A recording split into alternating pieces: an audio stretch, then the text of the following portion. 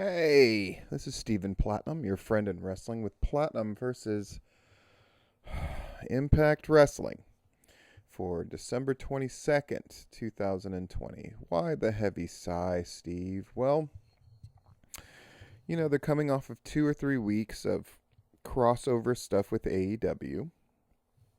They made a big move last week by having Kenny Omega reunite with his Bullet Club brethren, now known as the Good Brothers, to attack Rich Swann, the Impact Champion, and the Motor City Machine Guns. They made a match for their pay-per-view Hard to Kill. A lot of momentum going into it. More eyeballs looking at Impact than ever before. And what do? They do a clip show. They do a best of the year show. And then have Josh Matthews and Scott D'Amore host this thing. And then they also give out a bunch of awards. So, yeah. To say it's a crushing disappointment is putting it mildly. Now, some would say, well, yeah, but this is what they already had scheduled, and maybe they didn't have matches in the can and all the rest of it. And all I can say is, what a crappy thing to put forward. I mean, it has been shown time and time again that whenever you do these sort of clip packages of like showing best ofs and showing old matches and that kind of thing, some would argue it's like, well, if you have more people looking than ever, this is a great time to show the best stuff that you've done throughout the year. Here's the problem. People are not going to stick around for that.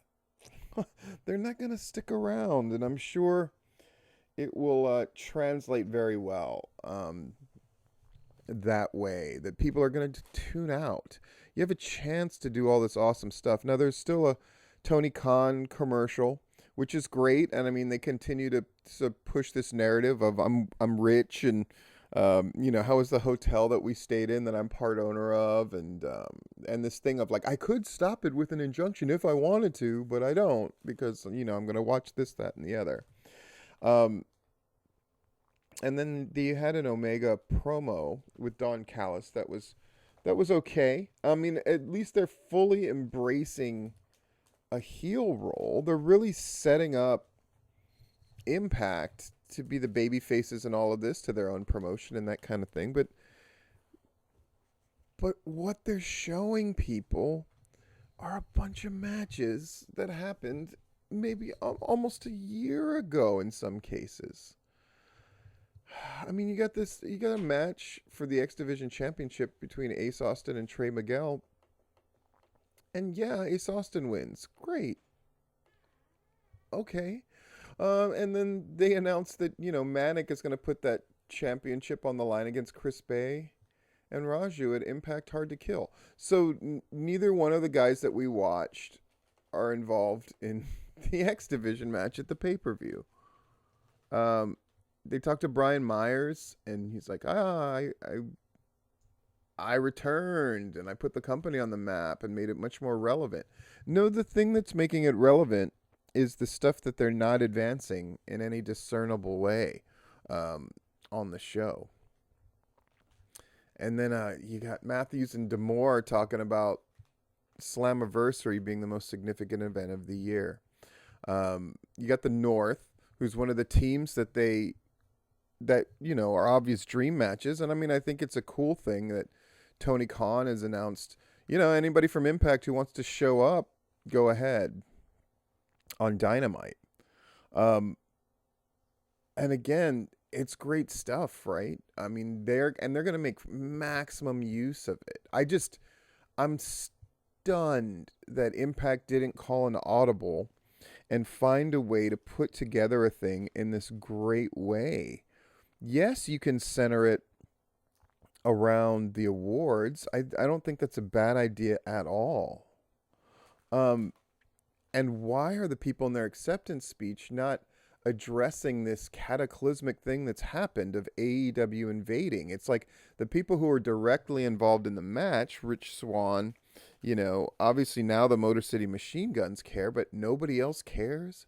This huge thing has happened and you're not all talking about it and you're not all talking it up. I mean, the easiest way for some kind of invasion angle or crossover angle to fail is if it doesn't matter to one or both of the people involved. And AEW is certainly doing their part, and Impact seemingly doesn't care. And I can't even wrap my mind around that. So you got the North against the Good Brothers, and they show the Good Brothers winning. Okay. That's great, and they're the tag champs. Why you would show the North, which is one of your best teams that people would be interested in seeing against FTR, for example. You show them getting pinned. Great. What? And then you got your woman's champ against Jordynne Grace in a 30-minute Iron Man match. It's like they're just literally trying to fill up time. It's like Impact is wasting this television time that they're being given. And Purrazzo, good wrestler. And she's their wrestler of the year. Last year, wasn't it Tessa Blanchard who won their overall world title? Again, nothing wrong with her winning. But again, where's the heat on this show? I guess it happens through the form of Eddie Edwards and Sami Callihan. They're going to battle on January 5th. Taya Valkyrie is going to challenge the women's champ at Hard to Kill. Kiera Hogan and Tasha Steelz reflect on their holiday traditions. I mean, what is this shit? What's the thing that's going to help them moving forward? I don't know if they even ask these questions. And the only hook and drag they have to their next show is you're going to see part 2 of our best of 2020. My God. And then we have a Moose match, yay, against EC3 from Bound for Glory, and he knocks EC3 out. Great. AC Romero visits Larry D at prison. We got a video recap of the Rosemary John E. Bravo wedding, and Eddie Edwards talks about his holiday traditions. What are we doing, Impact? What are we doing? We get an Eric Young vignette. Then we finally get Josh Matthews and Scott D'Amore talking about the Kenny Omega Don Callis thing. This thing that's the hottest thing they've got going right now. And they finally address it directly. I don't even know what to say. Now you have the Impact Wrestling Award X Division wrestler Ace Austin. He gives a speech. Kind of a heel speech, putting himself over. Impact Tag Team of the Year, the North. Who you showed getting beaten by your current tag champions. How does that work? How is the North your Tag Team of the Year? And you show them, presumably to people watching for the first time, here they are losing to the Good Brothers, but be interested in them. My God. And the Impact Knockout of the Year is Purrazzo. And then she's the overall Wrestler of the Year as well.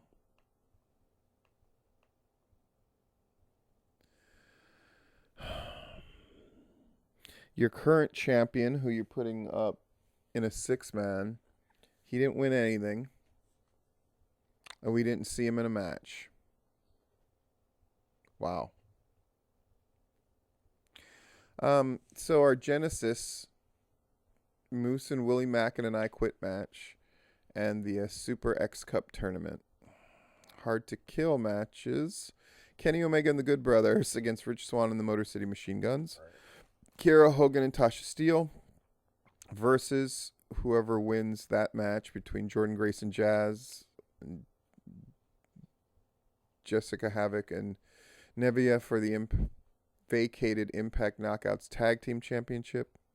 And Manic, who's the champion of the X Division, taking on Chris Bay and Raju. We have the Kenny Omega Don Callis segment.